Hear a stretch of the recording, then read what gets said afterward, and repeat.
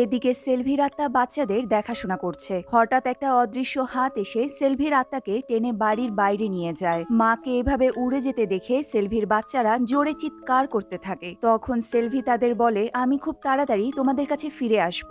এরপরেই সে তান্ত্রিকের রূপ ধারণ করা অশুভ শক্তি বাকের কাছে চলে আসে। সেলভি হাত জোর করে বাককে বলে, প্লিজ আমাকে যেতে দাও, আমি শুধু আমার বাচ্চাদের কাছে ফিরে যেতে চাই। কিন্তু বাক সেলভির মৃত শরীরের দিকে ইশারা করে বলে সে এখনই সেলভির আত্মাকে মুক্ত করে দেবে। এটা দেখে সেলভির আত্মা খুব রেগে যায় আর সে তার শক্তি দিয়ে একটা গাছের ডাল বাকের দিকে ছুঁড়ে মারে। তবে বাক গাছের ডালটা কয়েক টুকরো করে কালো জাদুর সাহায্যে সেটা আবার সেলভির আত্মার দিকে ছুঁড়ে মারে। সেলভিও সব কালো জাদুকে এক জায়গায় করে আবারও বাকের দিকে মারে আর বাক প্রচন্ড ধাক্কা খেয়ে দূরে ছিটকে যায়। এরপর সেলভির আত্মা এক এক করে বাকের সব লোকেদের মারতে শুরু করে। এদিকে বাকও তার কালো জাদু দিয়ে কবরস্থানে থাকা সব আত্মাদেরকে জাগিয়ে তোলে আর দুষ্টু আত্মারা বাকের সাথে মিলে বাকের শক্তিকে আরো বাড়িয়ে দেয়। এবার সেলভি তার সব শক্তি দিয়েও বাকের সাথে আর মোকাবেলা করতে পারছে না।